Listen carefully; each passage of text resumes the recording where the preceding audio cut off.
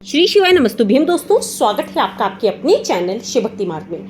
आप सभी जानते हैं श्रावण मास से व्रत त्योहारों का प्रारंभ हो जाता है और ऐसे में हरतालिका तीज संबंधित होता है माँ गौरा और शिव जी से। प्रत्येक सुहागन महिला अपने सुहाग की लंबी आयु के लिए इस व्रत को धारण करती हैं। कुछ कुंवारी लड़कियां भी इस व्रत को करती हैं मनचाहे वर की प्राप्ति के लिए। तो ऐसे में इस बार हरतालिका तीज का पर्व कब मनाया जाएगा और उसी से संबंधित आपके कुछ कमेंट्स भी आ रहे थे, दीदी इस बार मुझे प्रेगनेंसी है या मुझे पीरियड है तब मैं व्रत कैसे करूंगी। कुछ गर्ल्स जिनकी अभी नई नई शादी हुई है, जिनके यहाँ मायके से सुहाग आता है, वो नहीं आ पाया है किसी कारणवश, तब हम क्या करेंगे और क्या श्रृंगार करना जरूरी है। इस बीच दान पुण्य की चीज़ों का हमें क्या करना है, क्या सरगी ले सकते हैं तो उसका सही समय क्या होता है, क्योंकि हम सरगी लेने में बहुत ज़्यादा गलती कर देते हैं। और पूजन विधि, पारण वगैरह कैसे क्या होगा, आप सभी के कमेंट्स थे तो मैंने सोचा क्यों ना वीडियो के माध्यम से आपके साथ में सारी जानकारी शेयर करूं। तो इस एक वीडियो में आपको पूर्ण जानकारी मिल जाएगी, बिना स्किप करे वीडियो ध्यानपूर्वक सुनिएगा और थोड़ा सा भी अच्छा लग जाए तो इसे प्लीज़ लाइक करने के साथ साथ चैनल को सब्सक्राइब जरूर कर लीजिएगा। तो चलिए हम देर नहीं करते हुए वीडियो को प्रारंभ करते हैं। सर्वप्रथम हम जान लेते हैं हरतालिका तीज व्रत भाद्रपद मास के शुक्ल पक्ष की तृतीया तिथि को मनाया जाता है। जो तृतीया तिथि होती है उसमें ही हरतालिका तीज का व्रत हम धारण करते हैं। तो ऐसे में तिथि कब प्रारंभ हो रही है, कब समाप्त हो रही है, सबसे पहले तो वो जान लीजिए। तीज की जो तिथि है वो 5 सितंबर यानी गुरुवार से ही दोपहर 12:21 से शुरू हो जाएगी और समाप्त हो जाएगी 6 सितंबर को दोपहर में 3:01 पर। परंतु पंचांग के अनुसार और उदया तिथि के अनुसार हम जो व्रत धारण करेंगे वो 6 सितंबर को ही धारण करेंगे, यानी कि शुक्रवार के दिन। तो ये तो आपने तिथि जान ली। अब नहाए खाए सबके नियम क्या है पहले वो सुन लीजिए ध्यान से। इस साल व्रत हम 6 सितंबर को करेंगे, परंतु व्रत के नियम आप सभी जानते हैं। बड़े व्रतों में से एक माना जाता है, करवा चौथ की तरह विशेष व्रत होता है हरतालिका तीज का व्रत। तो ऐसे में जो नियम होते हैं वो एक दिन पहले से ही शुरू हो जाते हैं। 5 सितंबर को गुरुवार पड़ रहा है, कुछ लोग एक दिन पहले ही सिर धो लेते हैं, परंतु कुछ महिलाएं गुरुवार पड़ने के कारण सिर नहीं धोती हैं। तो ऐसे में आप शुक्रवार के दिन सिर धो सकते हो, कोई गलत बात उसमें नहीं है। परंतु 6 तारीख के दिन आप सूर्यास्त के बाद से प्याज लहसुन का सेवन ना करें, मांस मदिरा का सेवन ना करें, ठीक है, इस बात का आपको ध्यान रखना है। बाल मैंने बताया आप गुरुवार को भी धो सकते हो, शुक्रवार की सुबह भी आप आराम से बाल धोकर अपना व्रत प्रारंभ कर सकते हो। यह व्रत 24 घंटे का निर्जला व्रत होता है। व्रत धारण कौन कौन कर सकते हैं? सुहागन महिलाएं धारण करती हैं अपने पति की दीर्घायु के लिए, अपने पति की जो भी कहा जाता है, क्योंकि ये व्रत कोई बहुत आसान व्रत नहीं होता, क्योंकि इसमें 24 घंटे हम निर्जल रहते हैं। माता गौरा ने बहुत कठिन तपस्या करके, क्योंकि स्वयं माँ दुर्गा आदिशक्ति का स्वरूप मानी जाती हैं, तो ऐसे में माँ ने भी शिव जी को पाने के लिए बहुत ही कठिन तपस्या की थी। तो ऐसे में महिलाएं निर्जल रहकर इस व्रत को करती हैं। 24 घंटे हमें निर्जल रहना होता है, उसके बाद हम व्रत का पारण करते हैं। हर जगह के देखिए अलग अलग नियम होते हैं। तो और जो कुंवारी लड़कियां करती हैं वो मनचाहे वर के लिए करती हैं। तो ऐसे में आप व्रत आराम से कर सकते हो। अब प्रश्न ये आ रहे थे, दीदी हमारा व्रत ना छूट गया था किसी कारण से। देखिए कारण जीवन में 2 होते हैं, या तो आपने मजाक मजाक में पति के साथ में आपकी लड़ाई हुई, आपने गुस्से गुस्से में व्रत ही नहीं करा कि अब तो मैं व्रत नहीं करूंगी। तो ऐसे में देखिए व्रत उठाने का कोई भी फायदा नहीं होता है। मैं तो यही कहूंगी आप मत उठाओ, या अगर आप उठा भी रहे हो तो प्लीज, पूजा पाठ कोई मजाक की चीज़ नहीं होती, आप उसे विधिवत रूप से अच्छे से करें। परंतु कई बार हमारे साथ ये परेशानी आ जाती है, हमें अचानक से कहीं जाना पड़ जाता है, बहुत अचानक से परिस्थितियां बन जाती है, जैसे घर में सूतक लग जाना या कुछ भी विशेष ऐसी परिस्थितियां बन जाना जब हम व्रत हमारा छूट गया हो, ठीक है, या डिलीवरी का टाइम हमारे साथ आ गया हो, या बहुत सारी चीज़ें देखिए मनुष्य जीवन में कुछ ना कुछ ऐसा घटित हो जाता है। तो इस स्थिति में आप संकल्प के साथ में दोबारा व्रत उठा सकती हैं और माँ गौरा से प्रार्थना करें कि माँ गौरा हमेशा आप मेरे इस संकल्प की रक्षा करें, मेरा व्रत बीच में कभी ना छूटे। तो इस प्रकार से आप व्रत दोबारा से धारण कर सकते हो इस साल में, क्योंकि इस साल कोई अधिक मास नहीं है, कुछ नहीं है ऐसा, तो आप नए व्रत वगैरह सब कुछ उठा के पूजन कर सकते हो। ये भी हो गया। अब बारी आती है वस्त्रों को लेकर, वस्त्रों का चयन। पहली बात तो एक चीज मैं आपको बता दूं, जब भी हम करवा चौथ या हरतालिका तीज इस प्रकार के जो बड़े और विशेष व्रत होते हैं, उन व्रतों में कोरा वस्त्र हमें धारण करना चाहिए। जैसे कि साल भर में किसी ने आपको कुछ साड़ी गिफ्ट करी, सूट गिफ्ट करा, या मदर के यहाँ से आपकी कुछ आया, मायके से आया, या ससुराल में किसी ने दिया, तो उस कोरे वस्त्र को आपको संभाल लेना चाहिए। किसी भी तीज त्योहार में कहा जाता है कोरा वस्त्र धारण करना अति शुभ माना जाता है, जिसमें साड़ी।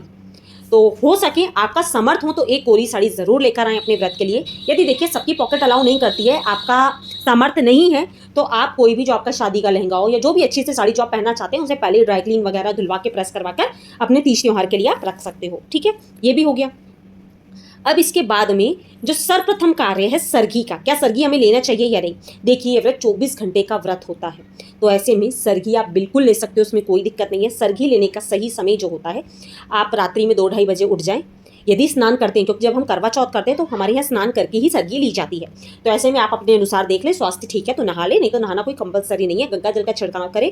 4 बजे से पहले पहले सरगी ले लेना चाहिए। 4 बजे अंतिम समय बतलाया जाता है सरगी लेने का। आप सरगी ले सकते हैं। सरगी में आपको लेना क्या है, दूध चाय ले सकते हैं आप अपनी कोई मेडिसिन जो लेते हैं आप वो ले सकते हैं। कुछ लोग इनो वगैरह पीते हैं, एसिडिटी हो जाती है। परंतु आपको एक चीज़ बताऊं, जब भी हम करवा चौथ या तीज का व्रत करते हैं उसमें अनार का सेवन करना चाहिए। अनार में इतना पर्याप्त पानी होता है कि पूरा दिन आपका व्रत कैसे निकल जाएगा आपको पता नहीं चलेगा। आप नारियल पानी पी सकते हैं, नारियल का पानी जो आता है कोकोनट वाटर वो ले सकते हैं। फ्रूट्स खा सकते हो। फ्रूट्स में अनार में स्पेशली बार बार बोलूंगी, आपको कोई भी अनाज नहीं खाना होता, कोई भी ऑयली चीज़ का सेवन नहीं करना होता, क्योंकि आपने ऑयली खाया तो आपको प्यास लगना प्रारंभ हो जाती है। तो सरगी में आप सुबह के 4 बजे से पहले पहले ये सारी चीज़ें ले लोगे। 4 के बाद आपको नहीं लेना होता, सरगी का यही समय बतलाया जाता है। तो आपने सरगी ले लेना है। अब जब आपने सरगी वगैरह ले ली है तो उसके लिए मैंने आपको पहले ही बता दिया, नहाना कोई कंपलसरी नहीं होता। सुबह आप आराम से उठे, पूजा पाठ आपकी जो भी होती है, नहा धोकर स्नान वगैरह करके आप पूजा पाठ कर सकते हो। परंतु यदि आपका पीरियड्स पड़ जाता है तब हम क्या करेंगे, हम प्रेग्नेंट हैं तब हम क्या करेंगे।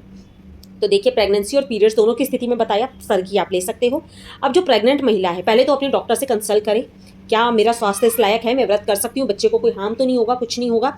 यदि आप स्वस्थ हैं, व्रत कर सकते हैं तो बिल्कुल व्रत करिए। जब शाम को 1 पहर की पूजा हो जाती है, जो प्रदोष काल में पहला पहर माना जाता है, तो हमारे यहाँ पर, क्योंकि हर क्षेत्र की मान्यता अलग अलग है, तो हमारे यहाँ पर क्या होता है, जब शाम को महिलाएं पूजन वगैरह कर लेती हैं, पहले पहर का पूजन हो जाता है जो 7 बजे तक संपूर्ण हो जाता है। उसके बाद में जल या चाय वगैरह ले लेती हैं। अब आपके यहाँ की क्या मान्यता है, क्योंकि कुछ परिवारों में सुबह पूजा के बाद यानी अगले दिन, जैसे 6 तारीख का पड़ रही है तीज, तो 7 तारीख की सुबह या तब व्रत का पारण करते हैं कुछ लोग। परंतु यहाँ पर तो 1 पहर के बाद में चाय दूध वगैरह ले लेते हैं, जल भी ले लेते हैं। तो आप अपने अनुसार देख लीजिएगा। यदि आपके पीरियड्स हैं तब तो आपको पूजा करनी ही नहीं है, व्रत आपको धारण करना है। परंतु आप प्रेग्नेंट है तो फिर 1 पहर का पूजन करके आप ले सकते हो। ये हो गया। अब जो व्रत शुरू करना है आपको, उसका नियम समझ लीजिए। सरगी आपने ले ली। अब आप 6 तारीख के दिन जो सुबह में, यानी कि जब हम पूजा वगैरह करते हैं उस समय पर, जब हम पूजन के लिए तैयार होते हैं तब हमें स्नान करना ही होता है। इस बात का ध्यान रखिएगा। जब हम करवा चौथ की भी पूजा करने जाते हैं ना, तो हम जब सुबह 4 बजे सरगी के लिए उठते हैं तब भी स्नान करते हैं, और जब हम तैयार होते हैं करवा चौथ की पूजा के लिए तब भी स्नान करके ही 16 श्रृंगार करते हैं। तो ऐसे में आप नहा धोकर अपने जो भी नए वस्त्र वगैरह हैं, जो भी आपने साड़ी अपने लिए सोची है वो साड़ी वगैरह आप धारण करें। इसके बाद में आप श्रृंगार करें। कुछ लोग कम श्रृंगार करना पसंद करते हैं, परंतु मुख्य श्रृंगार में महावर, मंगलसूत्र और मेहंदी, ये 3 चीज़ें आती है कोई भी विशेष तीज त्यौहार में। मांग में सिंदूर आपको भरना ही भरना है, क्योंकि जमाना कितना ही आगे क्यों ना हो जाए, परंतु विशेष तीज त्योहारों में श्रृंगार की मान्यता को माना जाता है। तो 16 श्रृंगार धारण करें। कंवारी लड़कियां हैं तो सिंपल जैसे भी आप रेडी होना चाहते हैं, आपके घर में जैसा अलाउ है आप बिल्कुल वैसा तैयार होकर पूजन कर सकते हो। परंतु सुहागन महिला के लिए 16 जो श्रृंगार होते हैं वो बहुत अहम बतलाए गए हैं। तो ऐसे में श्रृंगार करके जो भी आप अपनी पूजन की थाली वगैरह हैं वो लगा लीजिएगा। जो भी हम बायना दान वगैरह जो निकालते हैं वो निकाल लीजिएगा। इसके पश्चात आपको पूजन के लिए जाना है। इस पूजा में मिट्टी के पार्थिव शिवलिंग बनाकर, हमारे यहाँ रेत के बनाए जाते हैं, उस पर ही चारों पहर महिलाएं पूजन करती हैं। उसके बाद में सुबह उनका विसर्जन करके व्रत का पारण किया जाता है। तो आपके यहाँ जो भी मान्यता हो, जिस भी प्रकार से हो, आप उस अनुसार कर सकते हो। ठीक है। अब मैंने आपको ये भी बता दिया। अब एक चीज़ का ध्यान रखिएगा, इस व्रत में विशेष रूप से जो आप चूड़ियाँ धारण करते हैं वो कांच की नई चूड़ियाँ आपको धारण करनी चाहिए, क्योंकि सुख समृद्धि नवीनता का प्रतीक मानी जाती है कांच की नई चूड़ियाँ। तो हरे रंग और लाल रंग की चूड़ियों को आप धारण कर सकते हो, या मार्केट से जिस भी कलर की आप साड़ी या ड्रेस पहनने वाले हो उस कलर का आप ला सकते हो। परंतु नई चूड़ियाँ जरूर आप आज के दिन आपको धारण करनी चाहिए। अब बस जब आप अपना व्रत का पारण करते हैं, पारण करने से पहले दान पुण्य कर देना चाहिए हमें, जो भी आप दान निकाल रहे हैं। दान देना किसको है, आप किसी ब्राह्मणी को दान कर सकते हैं। यदि ब्राह्मणी नहीं मिल पा रही हैं तो आप सासू माँ को भी दान कर सकते हैं। यदि आपकी सास सुहागन है तो आप उन्हें दान करें। नहीं तो ये चीज़ बतलाई गई है शास्त्रानुसार, कोई भी वृद्ध महिला, जैसे कि मान लीजिए किसी महिला की उम्र 60-70 साल है परंतु उनका अभी भी अखंड सुहाग है, उनके पति जीवित हैं, तो आप उन्हें भी ये जो सुहाग की सामग्री है वो दे सकते हैं। नंद को दे सकते हैं, बेटी सुहागन है तो आप उसको दे सकते हैं। मायके में कभी चीज़ें नहीं देनी चाहिए, क्योंकि मायके में ये सब सामग्री देने से उन पर दोष चढ़ता है मायके वालों पर। जैसे माता को दे दिया आपने, अपनी भाभी को दे दिया, ऐसा नहीं करना होता। आप ससुराल पक्ष में या किसी अन्य जन को आप दे सकते हो, परंतु अपने मायके में ये सारी चीज़ें आपको नहीं देना है। इसके बाद जब व्रत का पारण किया जाता है तो कुछ जगहों पर हलवा पूड़ी वगैरह ये सब खाकर व्रत का पारण किया जाता है। आपके यहाँ जो चीज़ खाई जाती है, जैसे कुछ लोग चने की दाल भिगा के खाते हैं, वो जो भी चीज़ आपके यहाँ प्रसाद में, क्योंकि प्रसाद क्या होता है, हम सारा तो भगवान को शिवलिंग पे नहीं अर्पित कर देते ना, थोड़ा सा जो हम प्रसाद अलग रखते हैं उसी प्रसाद को खा के जल ग्रहण करके अपना व्रत खोला जाता है। परंतु जब अब आखिरी पूजा की जाती है उसको स्नान करके ही पूजन किया जाता है। आप अपने अनुसार देख लीजिएगा, जो भी आपके वहाँ होता होगा अपने अनुसार में आप पूजन वगैरह वहाँ जैसे भी आपके वहाँ होता हो। हमारे यहाँ तो यही चीज़ होती है आखिरी पहर में, यानी कि जब सुबह भोर हो जाता है तब स्नान करके आखिरी आरती करी जाती है, क्योंकि 4 पहर आरती होती है, पूजन होता है शिवलिंग पे, उसी शिवलिंग पे जो मिट्टी के बनाए जाते हैं। तो आपके क्षेत्र में जैसा होता हो आप थोड़ा सा देख लीजिएगा। हमारे यहाँ जो होता है वो मैंने आपको शेयर करा। अब कुछ कमेंट से आएंगे, दीदी हम नहीं जाग सकते तब हम क्या करें, क्योंकि मिट्टी का शिवलिंग बनाए हैं तो 12 बजे के बाद आपको जागना तो कंपलसरी होता है। परंतु यदि आप नहीं जाग पा रहे हैं, आप अपने घर में पूजा कर रहे हो, फुलेरा बांधा जाता है, क्योंकि लोग मिट्टी मंदिर में जाते हैं, जागरण वगैरह करते हैं, जैसे हम लोग भी मंदिर ही जाके पूजा वगैरह करते हैं।